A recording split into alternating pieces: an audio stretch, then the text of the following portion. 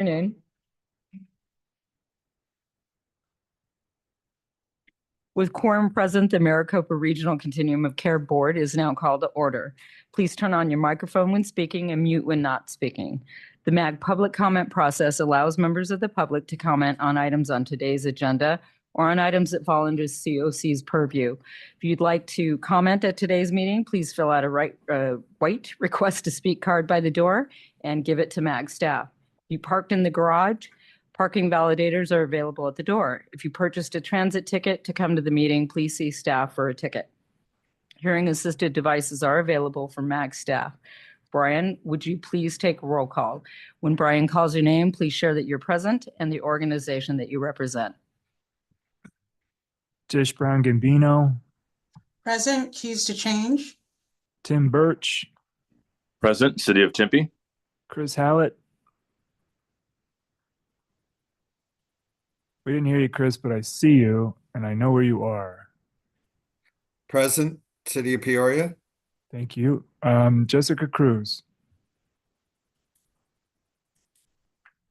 Let's see. Liz DaCosta. Mike Hughes. Present. A new leaf. Jessica Raymond. Charles Sullivan. Present with ABC Housing. Sienna Valdez. Cricket Weatherington. Present. AHI. Danielle Wright. Present. ACES TV. Co-chair Rachel Milne. Present. City of Phoenix. Co-chair Vicki Phillips. President CBI. Thank you. Right, the next item on the agenda is a call to the audience. This is an opportunity for the public to comment on items that fall under the Continuum of Care Board that are not on the agenda or that are on the agenda for discussion and not for action. 15 minutes is provided for the call to the audience agenda item unless the committee requests an exception to this limit. Brian, were there any exceptions requested? No exceptions requested and no public comment at this time. Okay, thank you very much. We'll move on to the next item. Next item, approval of consent agenda. The items up for review are items 3A, 3B, and 3C for consent. Does any member of the board have any questions, comments, or request a presentation on any of these items? Does any member of the public wish to comment on any items on the consent agenda? Okay, may I have a motion to approve consent items 3A through 3C? I move for approval of the consent agenda item. Thank you, Mike, for the motion. May I have a second? This is Rachel. I second. All right, Rachel, thank you for the second. Is there discussion of the motion from the board or comments from the public? Okay, all right. We'll now move to have members take part in the voice vote by turning on their cameras and unmuting their audio. For those who cannot or do not want to turn on their cameras, we'll conduct a roll call vote. Members, please leave your cameras on until after the roll call vote. Can I have a vote from the members? Those in favor say aye. Aye. Aye. Aye. Aye.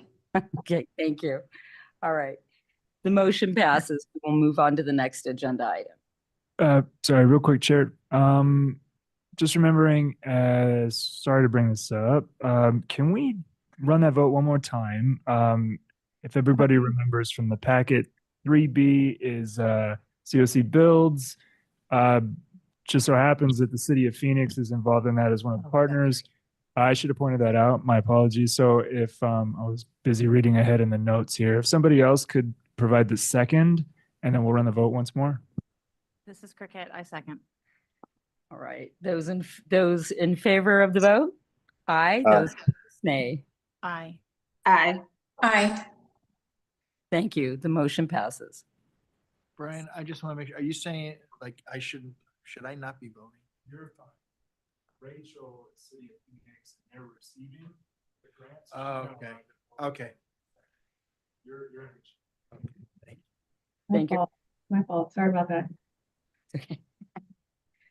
All right. Next up, we have the COC Program Competition Consolidated Application.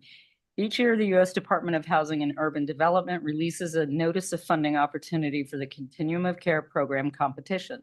The Maricopa Association of Governments, as a collaborative applicant for the Maricopa Regional COC, completes the consolidated application for the funding opportunity. The application was posted to the website on October 21st for review by the community. Upon approval, the application will be submitted to HUD on October 28th, prior to the October 30th deadline. Righty, thank you so much for that introduction, Co-Chair Phillips. This is Dylan Belmont with MAG. I know we've seen this PowerPoint template many times in the past few months, but I promise this is going to be the last one. Very exciting. Today, we're going to be talking about all of the pieces that are brought together to make the consolidated application with the final submission to HUD.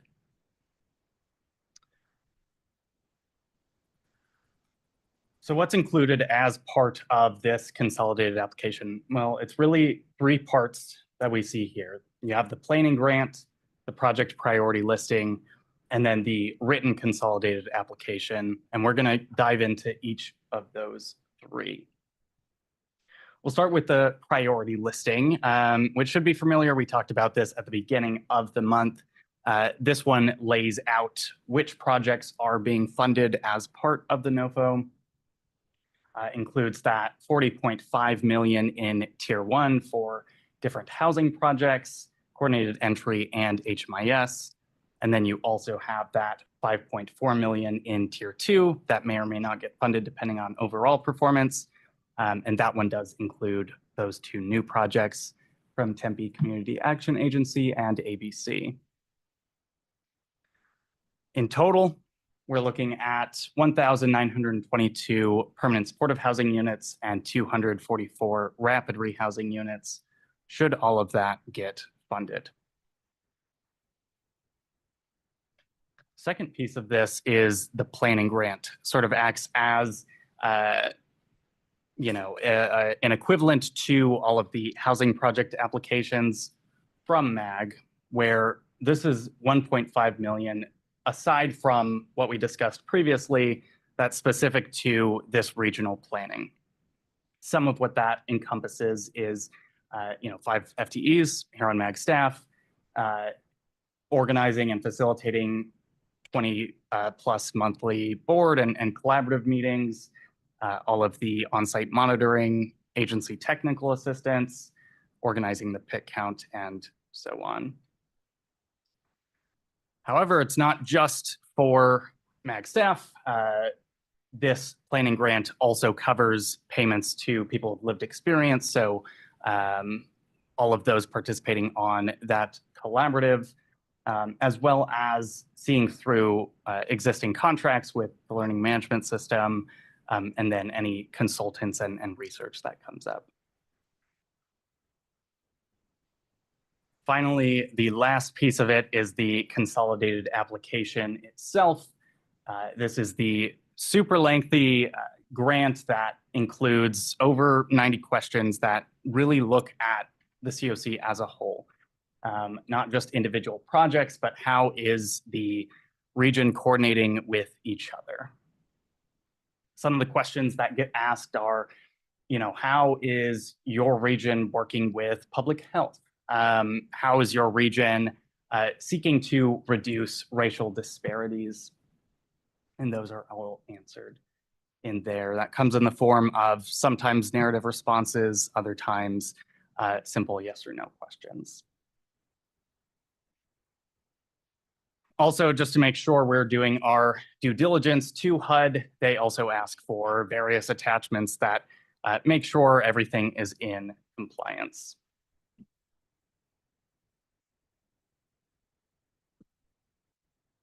And that is basically it. Super quick summary of what's included itself. At the end of the day, totals 200 something pages. So from here, what we're really looking at from the HUD side, as soon as it is approved today, it'll be submitted in their platform, which is very exciting. And then we can anticipate an announcement of those awards sometime early next year. The other piece of that is, looking at how we are going to move forward as a region, how we're going to improve this process moving on from now. There's going to be a survey that was developed and will be distributed along with the COC newsletter in November. The survey is for board members, rank and review members, applicants, to really get a sense of, how the experience was working, what could be improved next time, and so on. And then, of course, as we do every year, applicants who did apply, whether or not they received or did not receive funding, are welcome to meet with us to talk about their application. We can share back some of the feedback that rank and review decided upon, and just make sure that, the next time this process comes around, it's stronger than ever. Aside from that, just a few unfiltered notes about this process. Huge undertaking. Really just want to thank everyone who is involved. So many of you, of course. Cleo Warner has been leading this throughout with me. Can't thank her enough. Also Matt, Natalie, Brian, incredible grant writers and organizers. But beyond that, it's like this really is such a collaborative regional process that even if you don't know you were involved in it, you probably were, because it really represents like all of what's been done throughout the past year. So even though, as we've kind of, talked about in the preceding months, we are anticipating some lost points due to system performance measures that we already know about. But it's also a really, really, exciting opportunity to reflect back on seeing how much has changed since the last time we submitted this application. There were so many narrative responses that, said we're planning on doing XYZ, whereas in this year's application, we're really doing it. So just want to thank you all for all the great work that's been done. So that leads us into the action requested, which is approval of fiscal year 2024 COC program competition consolidated application. Are there any questions? Yeah, Dylan, this is Tish. I just have a couple of questions. Yeah, sure. When you were doing the application this year, did you see any gaps in any of the collaborations that we have, or collaborative efforts that we need to improve upon? I did notice that under early childhood education, we had some MOUs and MOAs, but we're missing some collaborative activity with, for example, Healthy Start. Did you know any of those gaps in any other areas? Yeah, Tish, that's a great question. I'm really glad you brought it up. So sometimes it's really apparent what HUD is looking for us to do as a region. And this is a great time to reflect on whether or not we're hitting those benchmarks. So you pointed out a couple of great ones that are obviously missing. And there's some other areas with, tribal representation, some external systems like jails or hospitals that we can really dive into. So something that could come of this, especially along with those survey results that are more about processes, is, us as MAG staff can come back to the board and say, hey, these are the areas that we weren't fully equipped to respond to in this NOFO, and can work into, maybe next year's strategic plan or other opportunities. Yeah, I think as a board, we should have that conversation so we can help you all as staff build a competitive application. Yeah, that'd be great. Thank you so much. Thank you, Dylan. And thank you, Trish, for the great question. I do think it's important that we take a look. Maybe we could at some point have some type of presentation on all the areas, and maybe that would be something that we could drive into our strategic planning. Thank you. Absolutely. All right, any additional comments or discussions or questions? All right, may I have a motion to approve the FY 2024 COC program competition, or I'm sorry, program competition consolidated application? May we have a motion?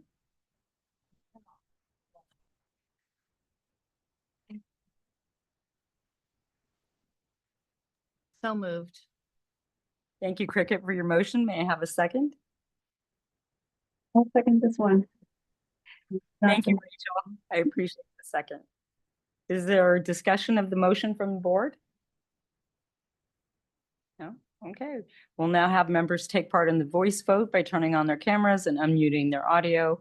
Again, for those who cannot or do not want to turn on their cameras, we'll conduct a roll call vote. Members, please leave your cameras on until after the roll call. So can I have a voice vote from members? Those in favor, aye, say aye. Those opposed, say nay. Aye. Aye. Aye. Thank you. Aye. Thank you. Staff, can you take a roll call of the members who did not participate in the voice vote? Yeah, I think it's just Mr. Birch. Yeah, Tim Burch from Tempe. I vote aye. Thank you, Mr. Birch.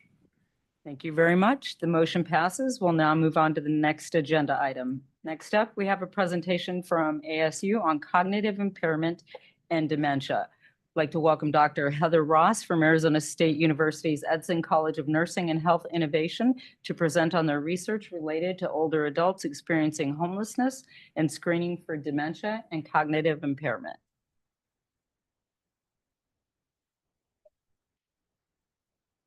Yes, thank you very much. Thank you very much, Madam Chair, and members of the board and the group. I'm really delighted to be here. And yes, I note I just walked in, so I'd like to say that it was an intentional act of perfect timing, but it really just worked out that way. So I will thank the universe for lining up appropriately this afternoon. My name is Heather Ross. I am an assistant professor in the College of Nursing here at ASU, and I am so delighted. It's this presentation, this opportunity to share with you has been truly months in the making. I think that Brian and I first communicated about sharing with this board back in May, if I'm not mistaken. So I'm really delighted to be here. Just to tell you a little bit about what I and my team have been doing around dementia and cognitive impairment here in the community of people in the Valley who are experiencing homelessness and who are older. So I don't have to tell you that older adults in the world of homelessness really starts at age 55. And I came to this work when I had spent a few years detailed to Mayor Gallego's office as her public health advisor. And two of the big things that I worked on from that mayor's office standpoint, one was the intersection of behavioral health crisis and public safety.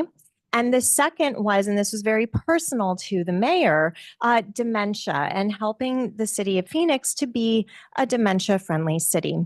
Now, in my travels along those things, I will mention I am by education, by my training, I am a nurse practitioner. My patient population is adults and tends toward older adults because my specialty area is cardiac electrophysiology. So I refer to that as things that go bump in the heart. So arrhythmias, abnormal heart rhythms, pacemakers, defibrillators. I was not an expert in behavioral health. I was not an expert in dementia, except that a lot of my patients were older adults, and I either had a diagnosis of dementia, or the fact that I would have the same conversation with them on a 30-second loop would lend me to understand that they had some cognitive impairment. So when I came to this work, it was really with a lot of fresh eyes and a lot of effort to understand using an anthropologist's approach to understand what it was that I was trying to work on. And so in that approach, I had the opportunity to, again, with my anthropologist hat on, I spent a lot of time in the field with public safety officials. And what I heard from folks, from police, from fire, from our crisis responders in the city of Phoenix, over and over, they would say, I know the mayor's working on dementia, and I just have to tell you, we are encountering all of these older adults who are experiencing homelessness or are at real risk of experiencing homelessness. And we're just sure that they have dementia, but they don't have a diagnosis. And so particularly from the police standpoint, they said, we're really limited in what we can do. It's not somebody wandering is not a crime. When we encounter someone and we engage them and they can tell us who they are, and maybe they can even tell us where they are, they're not a danger to themselves that we can clearly demonstrate. So we don't want to drop them off at UPC, and I can't take them to jail. I don't want to take them to jail, even though I know that they would be, quote, safe, watched over in that setting. I said, so without that diagnosis, we're just really limited in what we can do for people. So that got me to thinking, and which, often is worrisome when I start thinking like that. And so after my detail to the mayor's office ended, I found myself in conversation with some of the leadership at CAS, at Central Arizona Shelter Services. And we've been talking about this underdiagnosis of dementia. And I said, you're seeing so many older adults coming into CAS, and there are ways that we can train CAS staff to do some screening. So what do you think? So could I have the next slide? So they agreed with what the literature said, right, when I was having these conversations at CAS, that older adults are not only the fastest growing segment of the homeless population, and this is not news to any of you, but I like to come back to it just to remind myself, why are we doing this work? These folks have longer stays in shelter. We know that an emergency shelter is intended to be for no more than 90 days. And there are older adults who've been at CAS for coming up on a year now. It's very challenging to get folks placed in an appropriate way, especially when we're in a condition here like we are in Maricopa County, where there's just not that affordable housing, and there just isn't Section 8 housing available and things like this. We know that older adults nationally are more likely to experience chronic homelessness than their younger counterparts. They're more likely to return to homelessness after exiting homelessness than their younger counterparts. And we know that there's a high prevalence of dementia, but we don't know how high it is. And so that was really what motivated my partnership with CAS. Can I have the next slide, please? So what we did is created a first of its kind in the nation universal screening program. There have been efforts at emergency homeless shelters to screen older adults for dementia and cognitive impairment, but never in a universal way, always in the context of a limited, sort of time-limited, scope-limited research project. And I said, you know what, that's not getting us really what we need. Applying good principles of public health and epidemiology, we really need to do this universally, because we run the risk of cherry picking folks when we do research. So at CAS, what we did is worked with the staff to incorporate into the standard senior intake assessment. So every adult age 55 and over gets a senior intake. So they get the VI SPDAT across the board, but then they do this additional senior intake for 55 and up. And we trained the staff to administer the Montreal Cognitive Assessment. It takes about 10 minutes. It's a paper and pencil, very affordable, very attainable test or screening test. The reasons that we selected the Montreal Cognitive Assessment, or MOCA, which I know sounds like it should be a hot or iced beverage, but in this case, it is a screening for cognitive performance. We selected it because it's cheap, because it can be administered by non-clinicians in a non-clinical setting, because it is available in somewhere in the neighborhood of 50 languages, and there's a version for deaf, and there's a version for blind administration. There is also a Native American version, although it's Canadian, and so the Native version is really articulated toward Métis communities, which is not totally relevant here to our Southwestern tribal populations, but still they're thinking about it in a really constructive way, I think, which I like quite a lot. The other reason we selected it, it is a very sensitive screening tool, meaning it's going to cast a really wide net. And it's going to trigger, it's going to trigger positive for a lot of people who don't have dementia. But in a screening program like this, my interest is in catching everyone we should be catching and not in missing people. So for all of those reasons, and it's quite sensitive also for mild cognitive impairment, which is distinct from dementia. Yes, sir. Question. How, for a 10-minute test, how provenly, I guess, effective is it?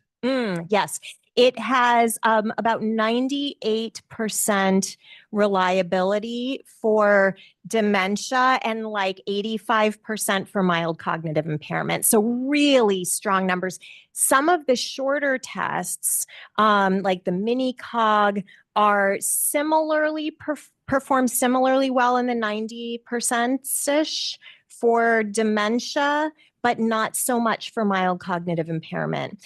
And the reason that I really wanted to catch both is I don't have to tell you how complicated, how complex it is to navigate out of homelessness. And imagine trying to do that, like it's hard on for a regular cognitive function. Imagine trying to do it if your cognitive function is impaired. And so that's really what I wanted to catch. So here is, to cut to the chase, here's what we found, and we've screened hundreds of people now. It's very well accepted by clients. About 97% of clients agree to do it. Very few people don't want to do it. And the leading reason that people do not want to do it and decline to be screened is they are afraid that if they give the wrong answer, they will lose services. Now, we do go through and counsel people and say, no, quite the opposite. If this shows that you need more services, well, it's going to open up. The pathway is that it opens up more services to you. So about 97% client uptake. We've been running about 90% positivity using a standard cutoff score. That means that more than 90% of the people who we screen with this tool screen that they may well have it. It's not normal. They don't have normal cognitive function. They have some cognitive decline. It is not a diagnostic tool. It is a screening tool. Now, there's an argument that says that, gosh, for a really vulnerable population like this, you should say positive is at a lower score, give people a little bit more leeway to, not perform well cognitively because of the stress of being in a congregate shelter setting. And so even with that lower positivity cutoff, we're still seeing about 3/4 of people are screening positive, which is so much more than we were expecting even.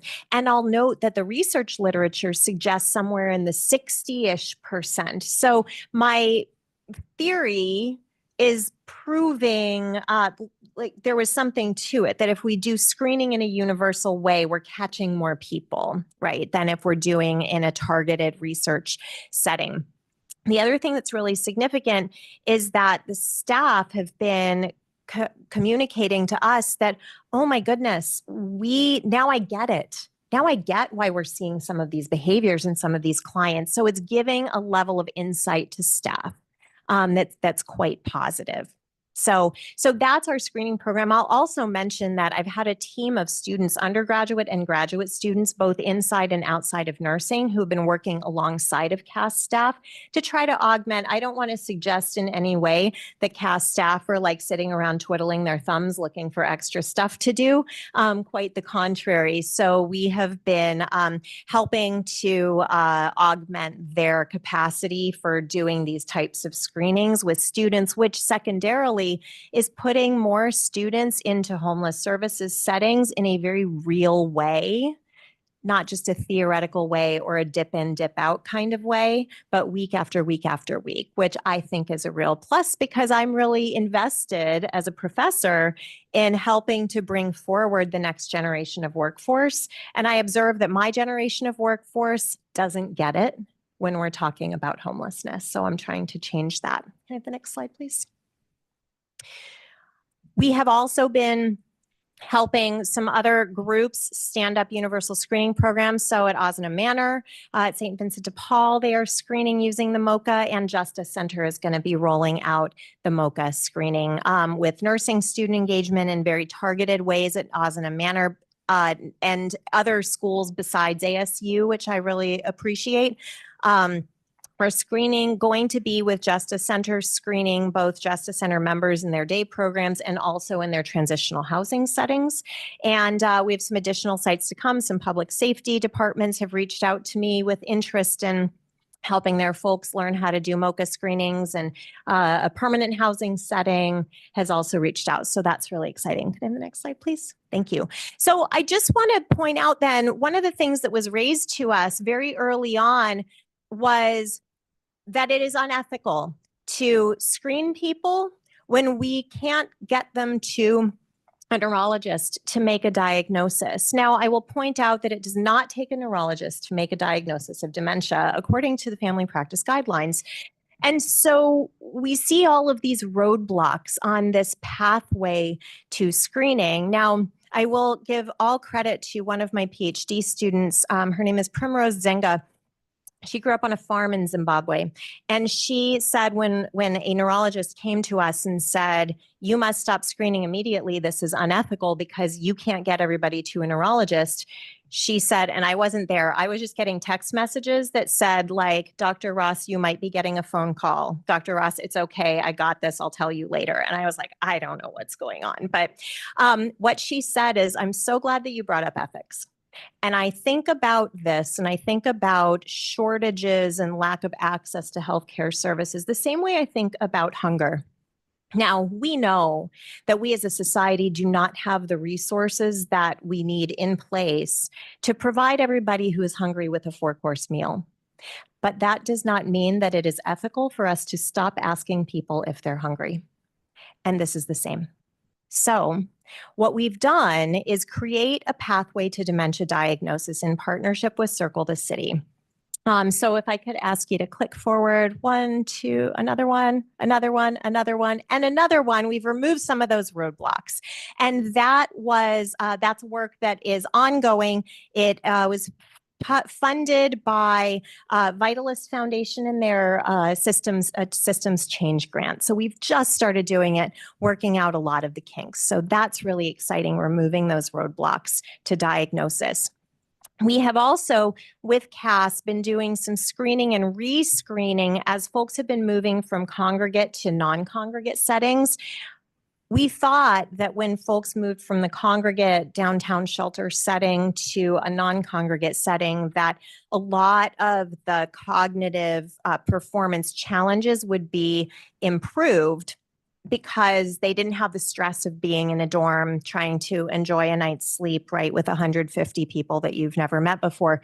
And we did find that for people who had lower cognitive performance in the congregate setting, they did have some improvement, not tremendous, but some improvement when they went to the non-congregate setting. But we found that for people who were performing quite well in the congregate setting, they actually had a decline in their cognitive performance in the non-congregate setting. So this has some real policy implications and program planning implications for non-congregate shelter settings in terms of social engagement, because we know loneliness has a really profound impact on cognitive performance.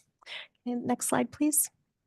We're doing some additional related work around sleep resilience. Again, thinking about the challenges of navigating out of homelessness, and imagine trying to do that. I know I don't perform well if I haven't had a good night's sleep. And I just try to imagine what that would be like if every night is not a good night's sleep, as it can be in a congregate shelter setting. So we did some surveying. We found that the biggest challenges are, unsurprisingly, around sound, temperature, light, and safety. We have an engineering team from ASU, College of Engineering, working on to ameliorate some of those issues at CAS. And we also, I'm going actually from here to CAS to meet with a sound company, a sound mitigation company that's going to put some equipment in one of the dormitory settings to see if we can improve sleep quality. And one of my Doctor of Nursing practice students is working on this as her scholarship. So again, always keeping students involved. We also had a small grant from the Public Interest Technology University Network looking at technology use in congregate shelter settings, both by clients and staff. And we found that the biggest issues are around trust and safety and privacy. For older adult clients, also there's a digital literacy challenge. So some other things that now that we've documented by quote, sciencing it, right, we can now get to work and figure out how to make stuff better. Another slide, please. Thank you. And I just wanted to highlight my ASU team, Dr. Diana Bowman, one of the assistant professor or full professor, assistant deans in the law school here at ASU. Primrose, who I mentioned, who's worked closely with me on the dementia and also the sleep work. Elisa Squires, one of my DNP PhD students, who is my lab manager. Molly Ament, a DNP student who's working on sleep resilience. And the next slide. And then I also just want to give special thanks to Richard Southey at CAS, Dr. Natalie Florence, who, when she was my PhD student, before we sent her out into the world to ABD Global, she's an architect and was working very closely with me on the technology use and shelter project. A whole bunch of students, some are nurses, some are not. Really delighted to have all of this engagement. And just one more slide, I think. And I just want to share this with you. This was the output from one of our projects where we collaborated with architects. And this is a rendering reflecting what we heard from female identifying clients at CAS about some of the challenges for them in achieving a good night's sleep in shelter. And you can see we love the dogs in shelter, and the dogs can be troubling to some folks. You see the bunk beds, you see people up and talking, you see the lights quite bright, and good luck getting a good night's sleep in that environment. So just again, a little bit of a snapshot. I'm so grateful for the opportunity to share what we've been doing. Please, yes. What is, and it's for lack of a better way of saying, what is your end goal? My end goal is to put us all out of business because we've solved it. That's my end goal. My intermediate goals toward that, yes.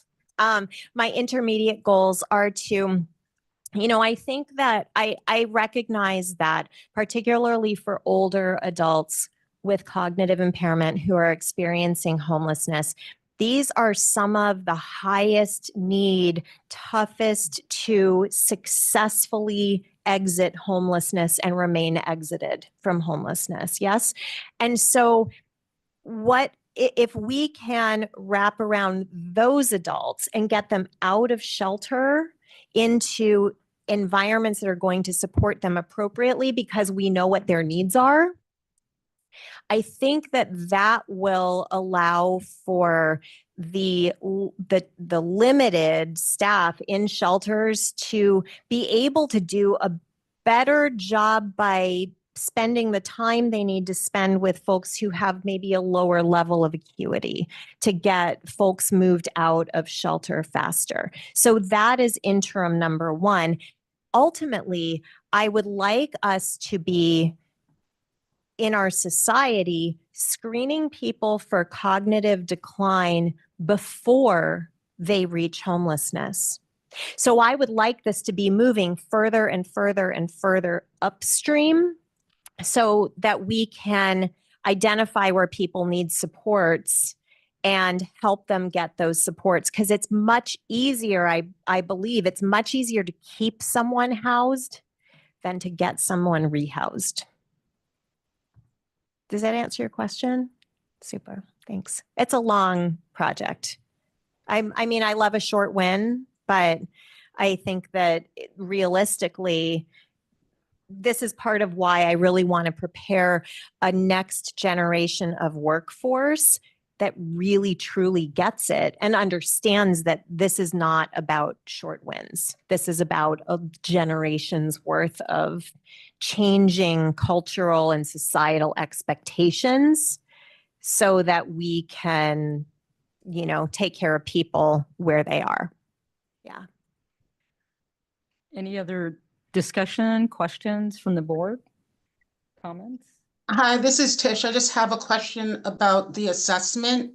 Sure. You mentioned that the assessment was adjusted to rule out issues around stress and trauma impacting cognitive health.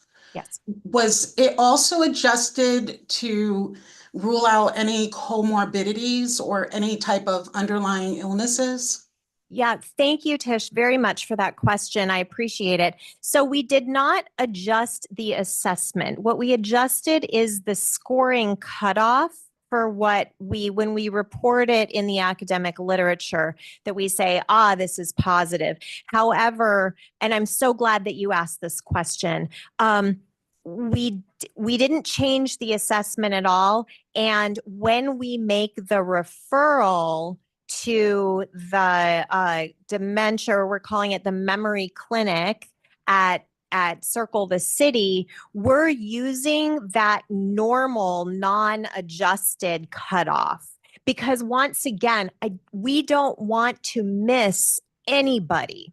Now, in terms of it, the MOCA assessment, the screening tool, does not screen out depression, anxiety, medications, none of that. But the assessment at Circle the City by the nurse practitioner who has specialty practice knowledge in dementia and older adults, that's where that all happens. Yeah. So I think of the MOCA screening as like the big net. And then when we get folks kind of, I don't know if you've ever seen like net fishing in a lake. I was doing some work on just on it was beautiful, Lake Victoria, and watching people haul in the nets. And when you haul in the net, right, then you can pick through and say, oh, like this is real and this is not, right? But that's the idea of the screening, is it's like the net. Yeah. So it's critical that folks move along that pathway toward assessment and diagnosis. That is exactly correct. And we know that if I needed to have my parent have a dementia assessment, I got real fancy insurance. I know how to work the internet. I have a job that I can rearrange my schedule when I need to. I've got reliable transportation, and it's going to take 6 months. And 6 months is a matter of life and death for folks who are unhoused and maybe unsheltered. So that's why, and I'm so grateful to Vitalist Foundation for helping us to stand up this concept of let's just get people in the door and in the system to make these diagnoses. And then once somebody's diagnosed, then it's much easier to treat them. Yeah. Thank you. I appreciate this work. Thank you. Thank you so much. Thank you. Thank you very much, Dr. Ross. I just have a couple comments. First of all, what a worthy project. Are you going to be publishing your research? Thank you for asking. We did publish our first 114 clients screened. We published that in the Journal of Alzheimer's and Dementia earlier this year. I will be on Friday presenting the work about our screening and rescreening. And that was, for everybody's information, the move from the Cass downtown shelter to the temporary Haven site on McDowell. That was just about a year ago. And so I'm presenting that at the American Academy of Nursing's Policy Conference, and then we'll be preparing that for a manuscript to get that published. We've been really fortunate that some media, local and national media, covered some of our early findings. And listen, I'm a professor, so my job depends on publishing. So always the answer is going to be yes. Yeah.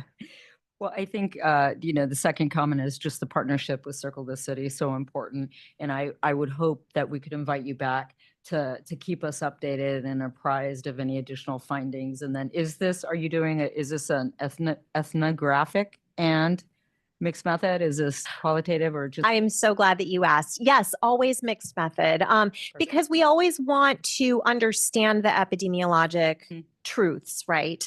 And that those numbers by themselves, I find, statistics is lying with numbers, right? And so I think that the more that we can get capture voices using ethnographic approaches, that's just how I think.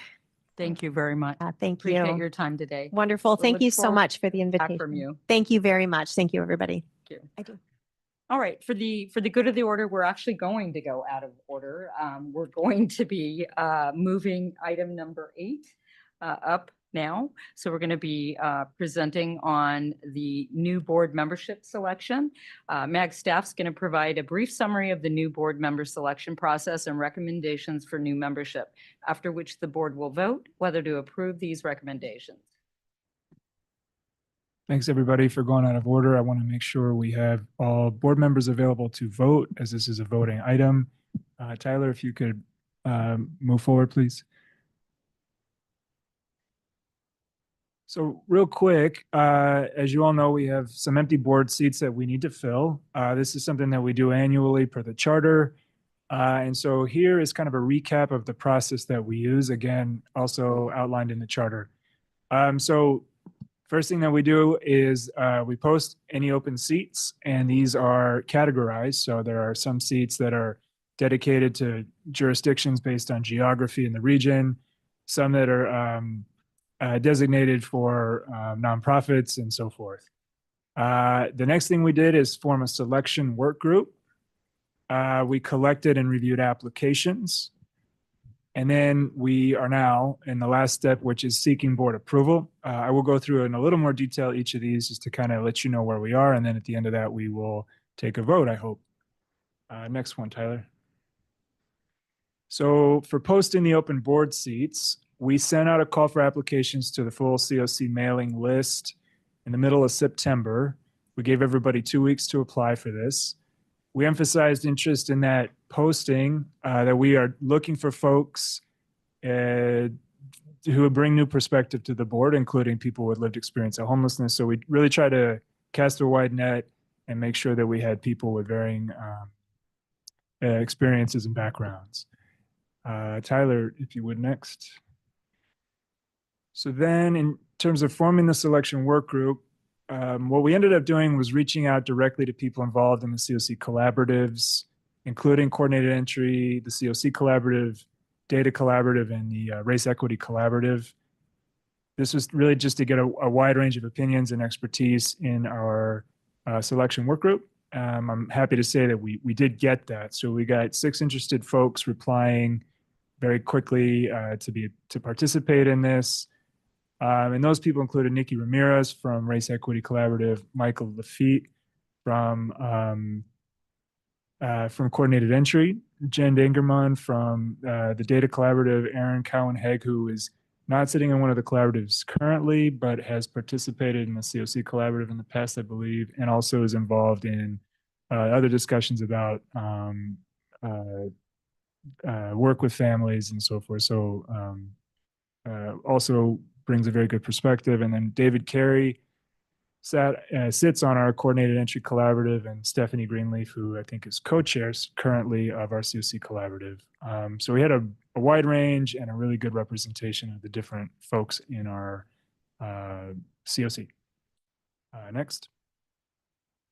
So then collecting and reviewing applications, we used an online survey form as we normally do. We received 17 applications, which is a little unusual. We got quite turnout this year.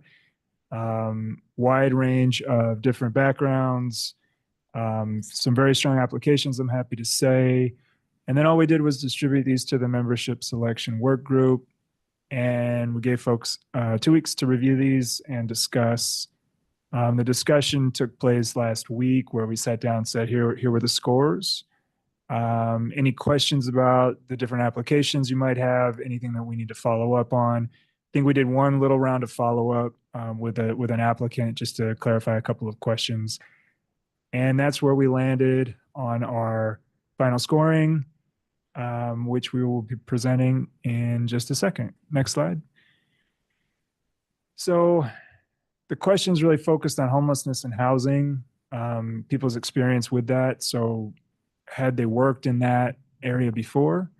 Had they worked in local COC activities before? Were they sitting on boards? That kind of thing. Asked them to comment on how they would address racial equity across the COC.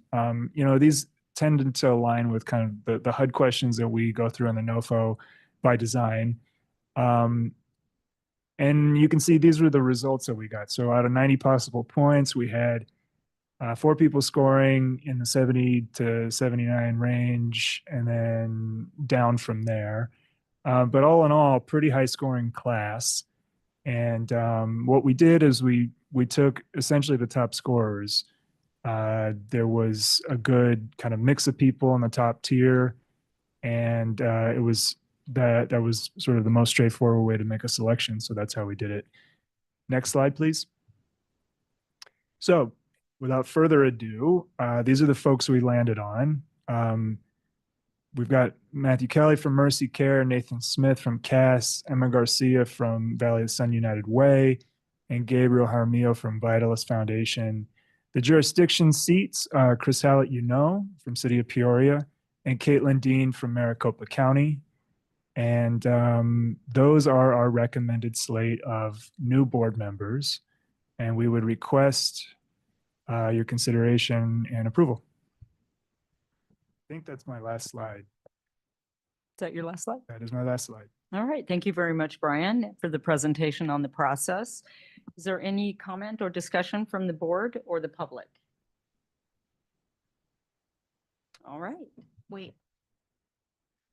Help me remember the order. We talk and then we make motions, or I don't really remember the order. So it's now the time I can just make a general comment. Yeah. Okay. Comment or discussion Okay. right now, and then we move to the vote. So thank you to the committee and for people stepping up and being willing to take on that. And I think 17 applications is amazing. I'm concerned about not having a single board member in the group, given some of the other work that we're doing, and that we haven't done it this way before. I am fine, I think, with the recommendation. I'm concerned about the process not being as transparent as I need it to be, I guess. Part of it is you're just out, you hear things, you whatever. So for 2 weeks, I've been hearing all of this stuff, and I would have preferred to, as a board member, to been able to say, yep, this is the process. We all agree. This is what we think.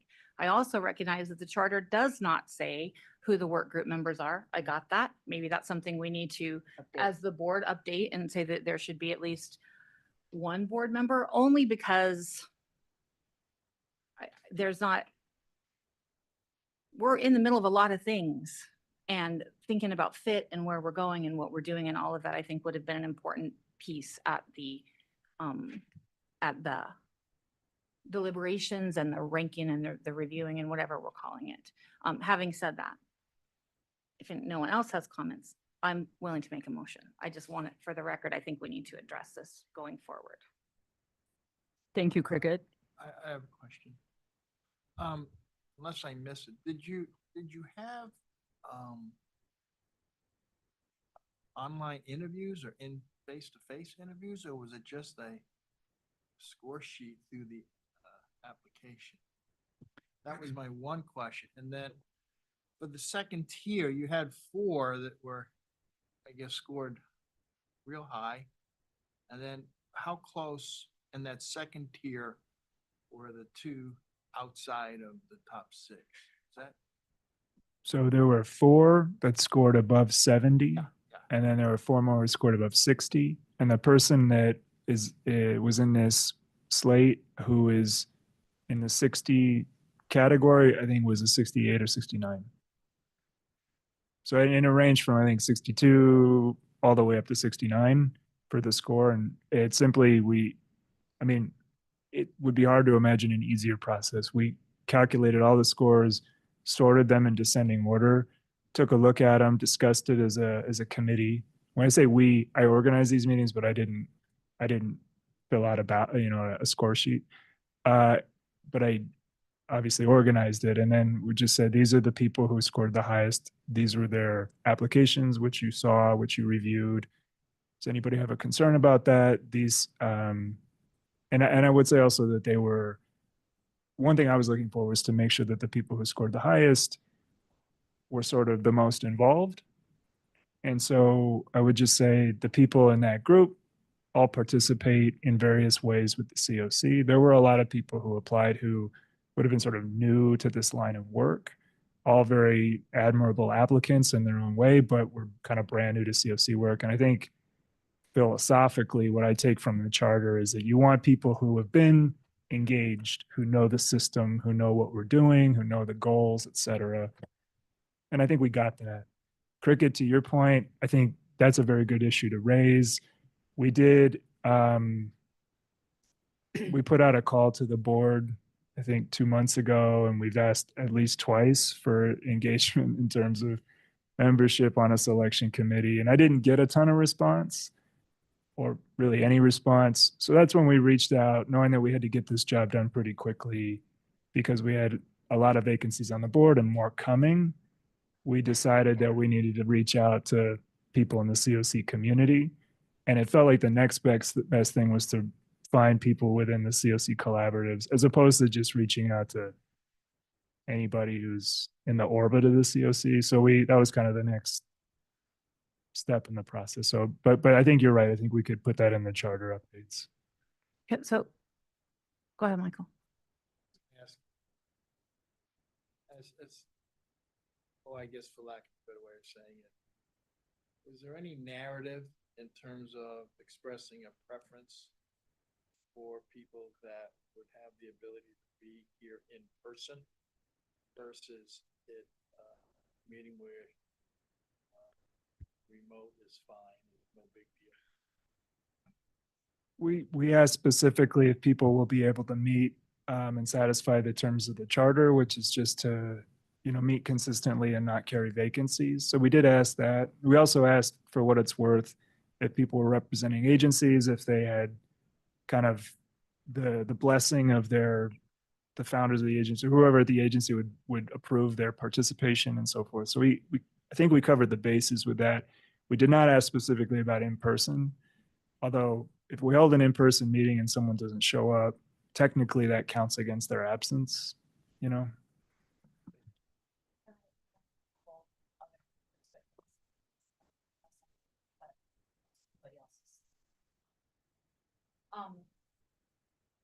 I turned it off. Oh, good Lord.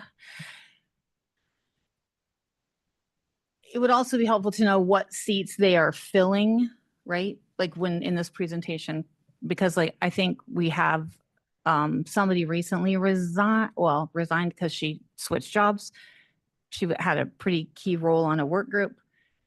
I don't know if we had room for people to fill into another, like if they were representing a funded entity and they could they have been moved to another slot in the middle of those are things that I would have liked to have, I think, talked about. Again, I don't know who the other people were, and I do know, I think almost all of the people on the committee, I'm sure they did a great job. It literally is just trying to figure out what is the role of this board, and if I did say that I would do anything you guys ever asked me to, and I felt like I'm always on everything. So I didn't specifically say I want to do this, but I would have done it if the request had come out. And I wonder how many board members, if you said, okay, we now can't function because we don't have enough members and none of you have stepped up, if they would have made time to do it, which you also shouldn't have to babysit us like this. But I think we're in a place where the board doesn't always know what their job is, or what staff's job is. And so it's easy to kind of sit back and then wait for the SOS or something. So I think as a board, we need to get it together. Like, I don't know how we think we're leading this, and we can't make an hour or two for a few of us to show up in a room and have a conversation about membership. Makes me nervous. And I will from now on put every time I'll respond, yes, I will be there if you know. Cricket, if it's okay, I'll just respond to the question about available seats. We didn't really bring up the question of seats just because there was a lot of flexibility, as there tends to be. So there's geographical seats, which are essentially appointed, right? And so that was West Valley, and that was regional. So those ended up going to Caitlin Dean, or we're proposing Caitlin Dean from the county, who was the only applicant in that region. And then there was one other applicant in the West Valley region, but that Mr. Hallett scored in the higher sort of tier. And so that felt like it was in line with the scoring system. That's how that went. And then everybody else kind of would have fit in under community advocate or policy or funded provider or funder or community seat. We didn't have any restrictions on who we were able to let in. And so we didn't make such a big issue out of it. Now, I do think in the future, we could talk about there being other appointed seats, right? So to say, we want to have this many more folks with lived experience. And so we're only going to let you in if you have that, right? We didn't have anything to exclude anybody based on, but in the future, we could come up with ways probably to sort of like screen people, and you have to have the following characteristics to get in. Right now, the only screen in criteria was West Valley County, but everything else was basically open. Okay, so then to clarify, we ask people to leave when they leave the job that they were in when they were appointed. I don't know where that is in the bylaw. I don't think I've read about that particular part, but I don't know that always adds to the stability of this group. If there was a slot somebody could have been slid in who's already actively involved in showing up and doing the thing, that doesn't make sense to me. So I would put that on our list of things that the board needs to address in terms of how we manage that going forward. Yeah, just to confirm that's what it says in the charter. I think it's worth reviewing. And to Cricket's point, this isn't the first conversation we've had around this. I vaguely recall revisiting this conversation previously. So it might be time to, when we review charter here, we have an opportunity to really, I think, hone in on our process altogether and really revamp that a little bit. Also, Cricket, just to kind of recap what you said, just so I've got it captured, really having more detail in the presentation in terms of what seats they're filling, having a board member present involved in the actual selection process. And then also board response. Where's our accountability? Are we responding? I can't do this. I can do this. Let's have some activity and action in terms of the board in our response to work groups or events or activities or anything that's coming up. Okay, yes. Perfect. Okay, thank you, Cricket. I know that you had some recommendations. I know that you also put forth a motion to approve, and definitely appreciate the dialogue around this. Cricket's motion to approve. Do we have a second to approve the recommendations for board members? I second. Trish, thank you. Tish, yes. Tish, sorry. All right, Tish with the second, Cricket with the initial motion. Is there any additional discussion from the board around this topic? All right. We will now have members take part in the voice vote by turning on their cameras, unmuting their audio. For those who cannot or do not want to turn on their cameras, we're going to do the roll call vote. Members, please leave your cameras on until after the roll call vote. May I have a motion? May I have a voice vote from members? Those in favor, please say aye. Aye. Those Aye. Aye. Aye. Thank you, Tish. All right. All right, can you go ahead and take roll call of the members who did not participate in the voice vote? Now we're going to take a roll call. Mr. Birch. Tim Birch, Tempe, aye. Thank you. All right, thank you very much. The motion passes with some good, strong recommendations for futures around our charter and our process. So thank you very much. Vicky, can I say one more thing? Of course. I just want to be clear with everybody. This was not about the selection of the people. This had no reflection of the recommendation. It was just the process. I don't want anybody to think I have an issue. I do not. Thank you. All right, before moving on, again, just thank you and welcome to all the new board members who are present today. Congratulations, and we look forward to your participation on the board. All right, next item up, the Arizona Housing Coalition will provide an update and share the latest and greatest information on the 2024 legislative priorities. Oh, hello, everybody. I'm going to keep this simple for you guys today. I want to start on something that is on the ballot in November. There's Proposition 312. It is a proposition that recommends that if property owners feel that they have had a devaluation of their property or damages against their property as a result of public nuisance, which would constitute homelessness, then they could apply for a property tax refund. So we are at the coalition, we are a resounding vote no on Prop 312 for 4 pretty solid reasons that I wanted to share with all of you. The first is the proposition fails to address the root cause, that while people may be experiencing damage or reduction of value of their property, punishing cities and towns for not addressing nuisance is not going to help the situation in the long run. Number 2, it puts a financial strain on local governments that are already experiencing financial strain with the implementation of the flat tax. Their local governments have seen a 19% decrease in their revenues. And as all of us know, we're facing the ARPA cliff. So their ability to approach and deal with homelessness will not be helped at all by having to process refunds and issue refunds of property tax. In addition, if a claim is denied, property owners can sue the cities.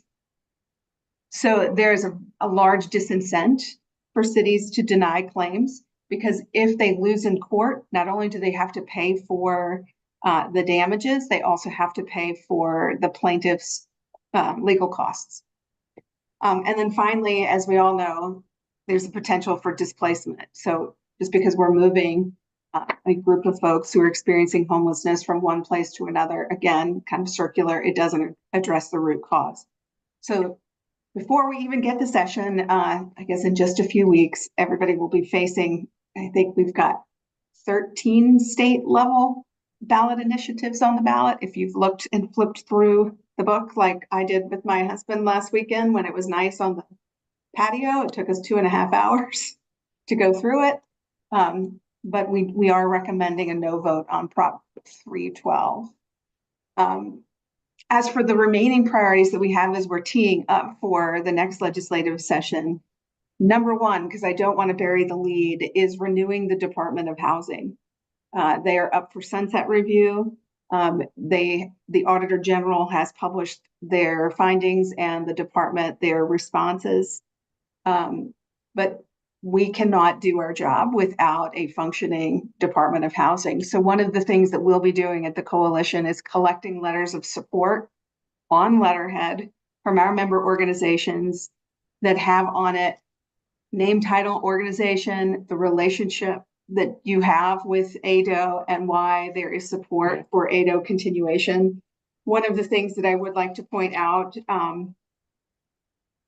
just on a personal note, I have worked with almost every agency in the state, maybe with the exception of the Department of Corrections. And I would say that my experience is ADO is one of the most responsive and accessible. I mean, I'm always able to get to people that I need to get to pretty quickly. I would also note that with an historic investment that the governor made, the department was able to pivot and get dollars out pretty quickly, which was pretty impressive. So renewing the Department of Housing is priority one after we defeat Prop 312. The next, expanding and renewing the state LIHTC program. We failed to get it done last session, largely because it died in the budget negotiations. But it is really important because it is sunsetting in 2025. What's interesting is the first tax credits were issued in 2022, and to date, almost 1,600 units of affordable housing have been developed as a result of the state LIHTC program. A little over 1,000 units in Maricopa County, 261 in Pima, 185 in Yavapai, and 135 in Gila. Our hope is that we can expand the tax credits so we can get more units built. But we shall see as we find a sponsor and we negotiate our way through both chambers. Next, and many of you are already aware that we are looking to put together a piece of legislation and run it on homelessness response. We've held 3 stakeholder sessions and we gathered input. And one of the things I can say is most felt like it was too little time. I feel like if we had put on 6 4-hour sessions, it would still be too little time.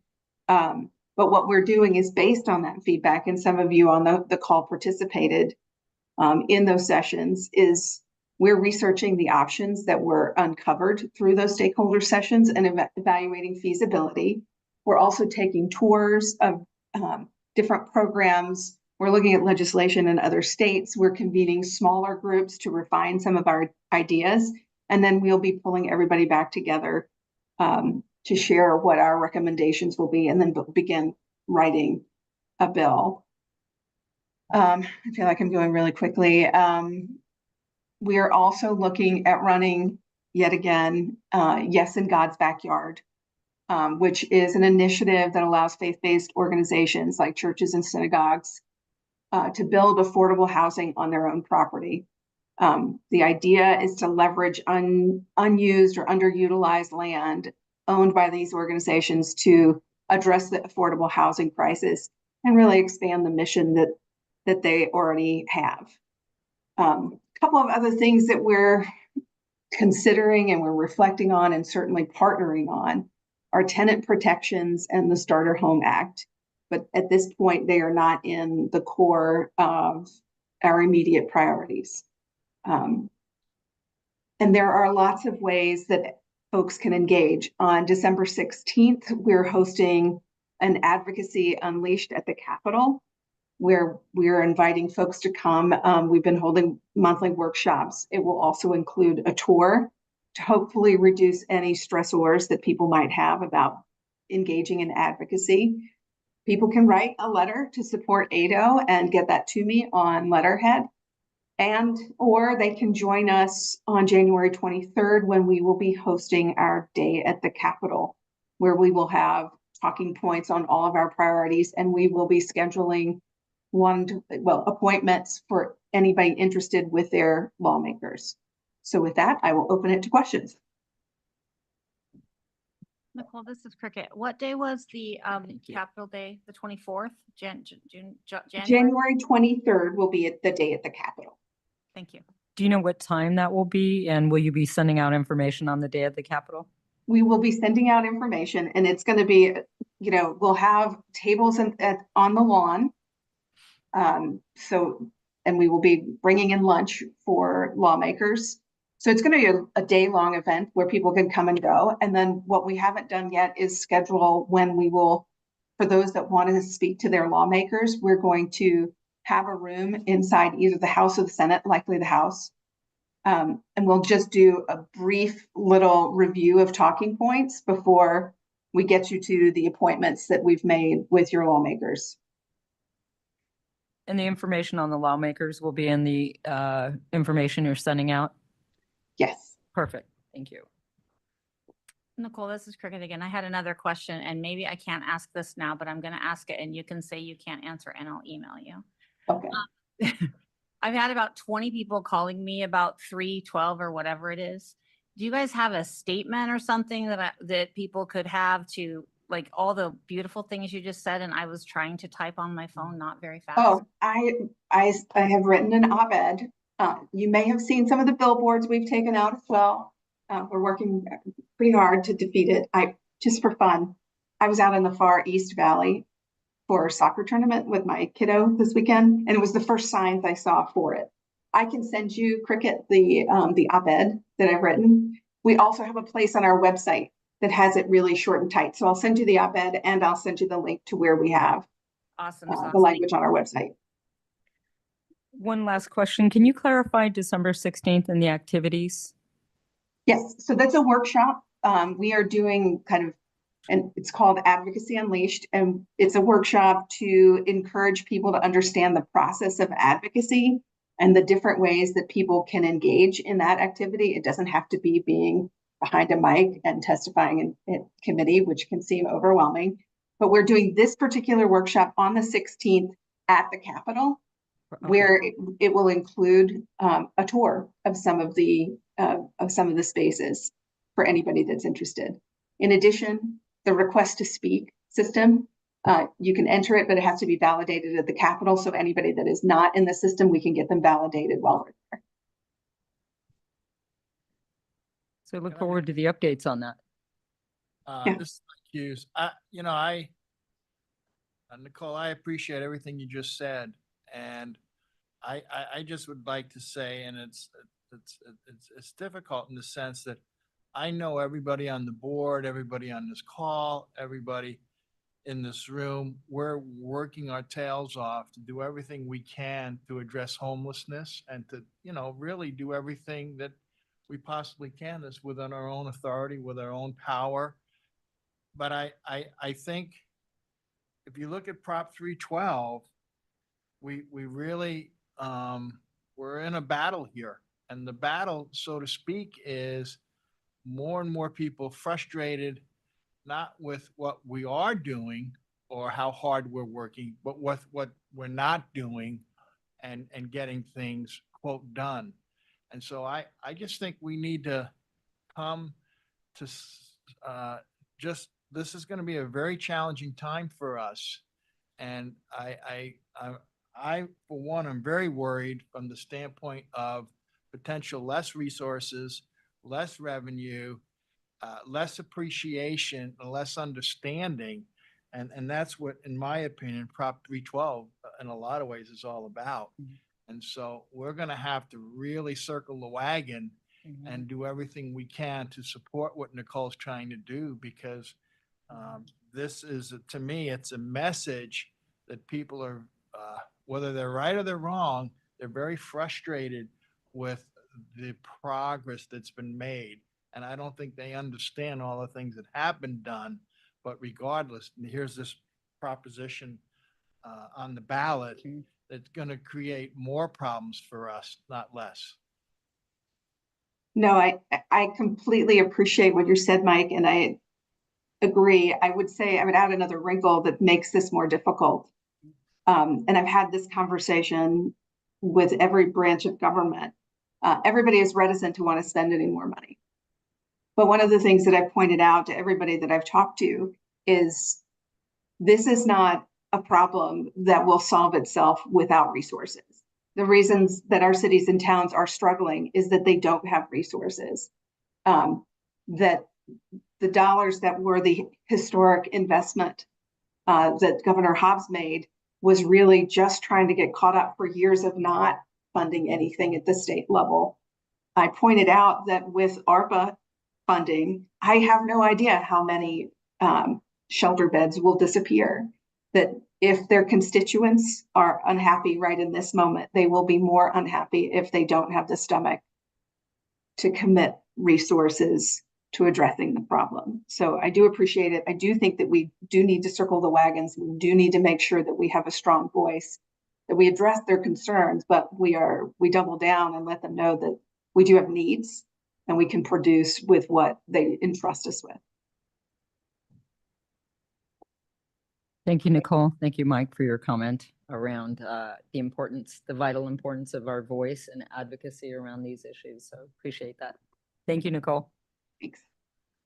All right, next up, we have the collaborative update. So we have representatives from the COC Collaborative. We're going to give the board an update as it relates to strategic planning. Thank you very much.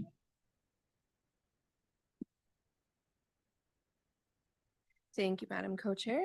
Members of the board, my name is Stephanie Greenleaf. I am the collaborative co-chair now since Nate is on the board. And I'll be providing an update on the collaborative's work this year towards our recurring responsibilities and strategic plan task. Next slide. You can do the next slide too. So here you'll see a list of recurring responsibilities the collaborative has. We click one more. So far this year, we've reviewed the NOFO scorecard, community adopted best practices, the COC written standards, and the governance charter. The remaining 4 items you see will be addressed by the end of the year in our meetings we have for the rest of the year. Next slide.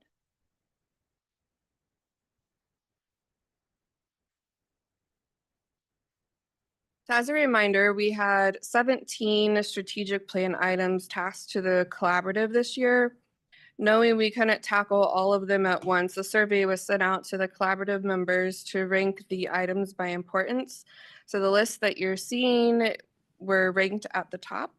The collaborative also felt it was important to keep these goals at the forefront of our work, so we created a tracking tool to keep track of our progress.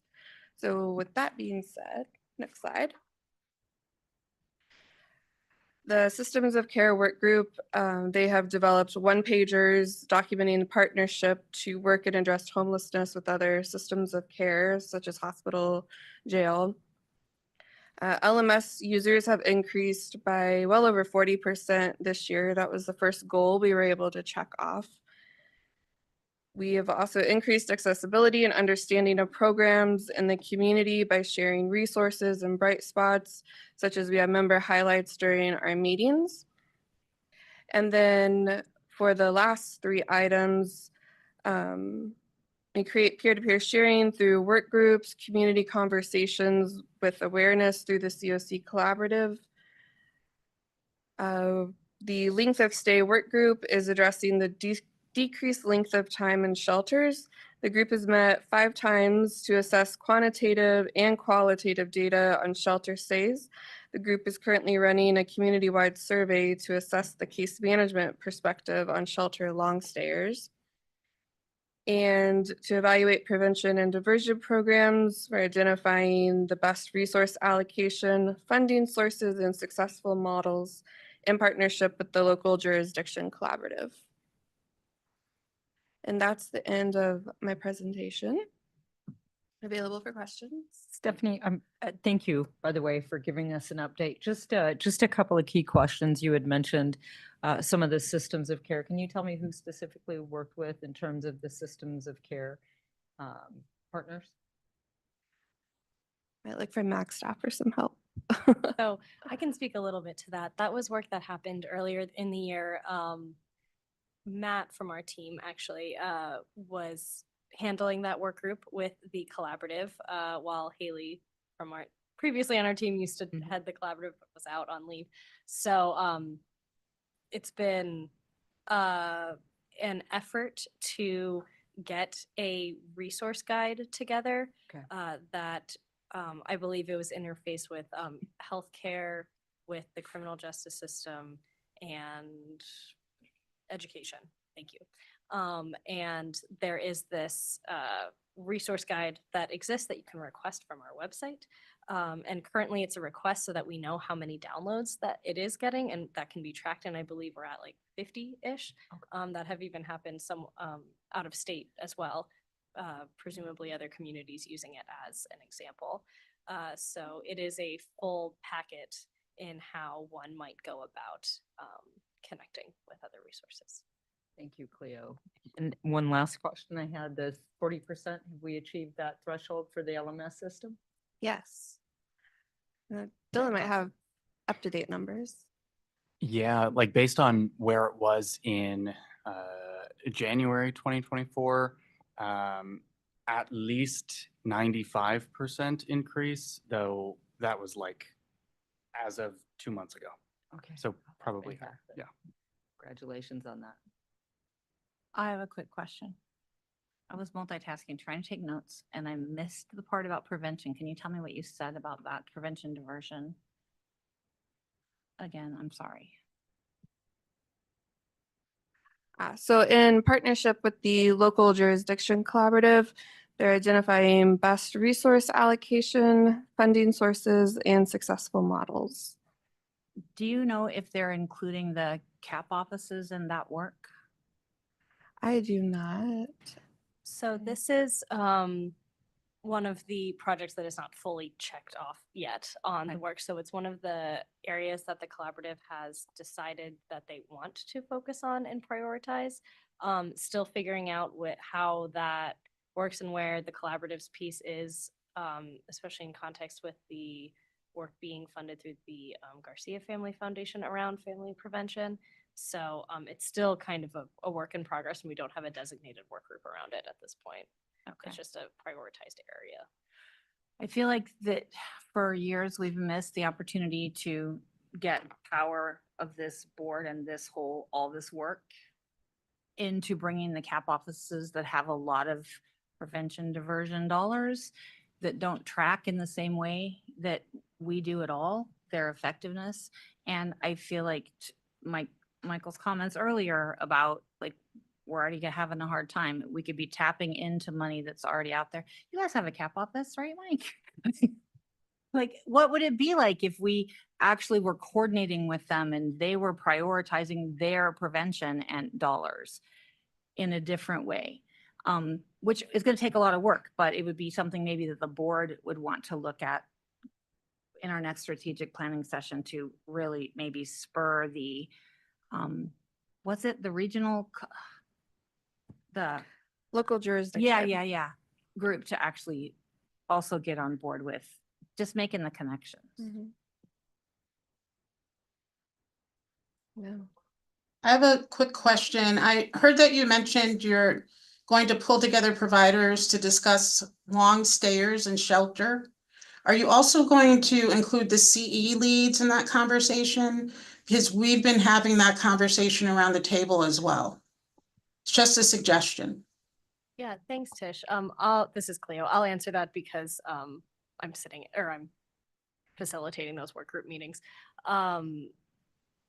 It is currently a survey that has gone out to the community and has been listed on our newsletter.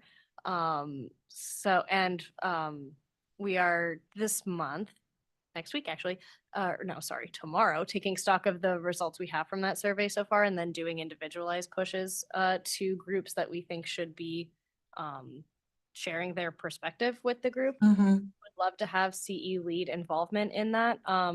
Particularly interested right now, and the survey is really focused around the case management perspective of those working directly in shelters with those who are experiencing long stays in shelter. But would definitely be interested to see from the CE side how that work could contribute here.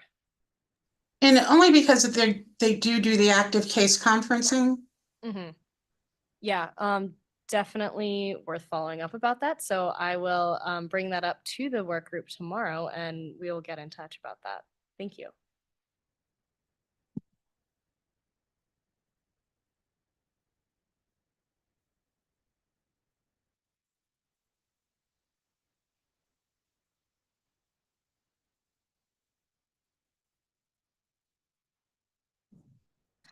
Thank you. This is Cleo again. So every year, the Data Collaborative takes a look at the 7 HMIS policies that basically govern how our data governance as a COC works in conjunction with Solaria, our HMIS administrator. So one of definitely the main cornerstones of the data collaborative work. This year, they did quite a few edits, I would say, throughout the various policies. They are outlined at the bottom of the agenda in an info summary for you. A lot of it was just work that the collaborative did over the last year to improve processes and actually solidify moving forward on certain governance of data in our system. So all of it was really positive in that way. So it was a really rewarding update this year to be able to fully outline work around how we check for data quality in our system, what that looks like on an annual basis, and what trainings should consist of, pieces like that. Usually this goes through on consent for you, but I'm here talking with you about it today because the data collaborative is requesting an amendment to the data request flow process. So this is in the data sharing policy, and basically what that outlines is what happens when someone from the community, either an internal or external partner, requests to use HMIS data. How do we handle that? In the past, when everyone was a committee, the data collaborative was able to approve requests independently unless they had personally identifying information or involved some sort of larger, stickier topic that they wanted board input on. When we made the switch over to collaboratives, that meant that every data request, no matter how straightforward, comes to the board for final approval in your consent agenda, which ends up slowing down some data processes along the way. Data requesters have to usually wait then a full month and sometimes even 2 months to get their data for sometimes very aggregate, high level, simple data requests.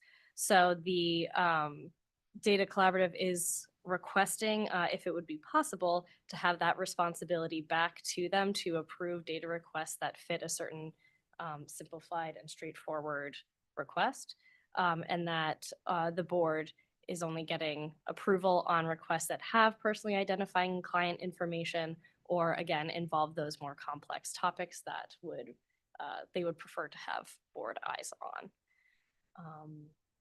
So that is the request, is to, in this round of policies, solidify that the data collaborative could have that agency back. Thank you. Thank you. Are there any comments or discussion from the board regarding the request to the HMIS policies, which are noted, but also in addition to deviate a little bit from the plan that we've had and only escalate those policies or those data sharing requests, which may have de-identifying information. Is that correct? That is correct. Right. So you can approve the whole of all of the changes or all the changes except for that data sharing policy piece. Discussion, comments? Fine with that. There you go. May I have a motion then to approve the wonderful. proposed policy changes as described? I so move. All right, Cricket first. May I have a second? I second. Mike, second. Thank you very much. Is there any discussion from the board on this before proceeding? All right. Thank you. We'll now have members take part in the voice vote by turning on their cameras and unmuting their audio. For those who cannot or do not want to turn their cameras on, we can conduct a roll call vote. Members, please leave your camera on until the roll call vote. Can I have a voice vote from members? Those in favor say aye. Those opposed say nay. Aye.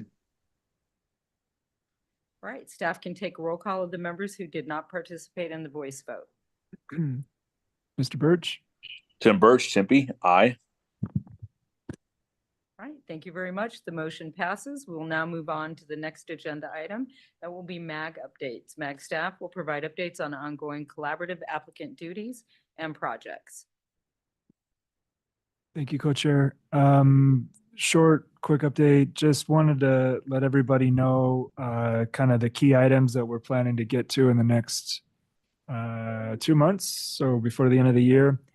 We're looking at reviewing the charter specifically with respect to youth services stuff related to the YHDP and YHSI grant applications. So YHSI, we've begun receiving that. We mentioned this in our YHSI update during the last meeting, but I wanted to put it back on your radar. So that would be probably the extent of the charter updates. And so we've had a chance to do kind of some further review. Ms. Weatherington raised a good point. There's some issues related to membership and so forth that I think we want to and kind of think through how we might make those updates and then come back to the board with recommendations. So that's likely to happen early in the next year. Most likely not next month, but next month we will be talking about things related to the youth application in the charter. So that's the first thing. And then the second thing is that really the same thing goes for strategic planning updates. Unlikely that we'll get to that in November, but it is something that's top of mind. So as a team, we're looking at how we've been doing on the strategic plan, things that we've gotten through, things that we think are partially complete, et cetera. And, I think there's a few things in there too that we would come back with in terms of recommendations, tightening of some of the language, setting priorities, setting time limits and so forth. How do we make some of these strategic plan goals into SMART goals and time bound and so forth? So those are all things that we'll come back with for the board and discuss later in the new year. I wanted to address it so that folks know that it's on the radar for our team. Last thing is just we're not planning as usual. It's unlikely we'll have a meeting in December. It's not on the calendar. Just wanted to say if there were anything pressing that came up prior to the end of the year, there's a possibility that we might try to include something earlier in the month. Just wanted to throw that out there. More to come on that in November. I don't have any specific plans for that. Just know that there's a few things we're all trying to get done before the year ends. And that's really it. Thanks for your time. Right. The next item is a request for future agenda items. Do board members have any other action or discussion for items in the future or for future meetings? Okay. Board roundtable. Next item is board roundtable, and this is where we're going to open the floor for any updates, announcements, events, or challenges, opportunities as well that the board would like to address. No? All right. With no further business, the meeting is now adjourned. Thank you. Telling you. That was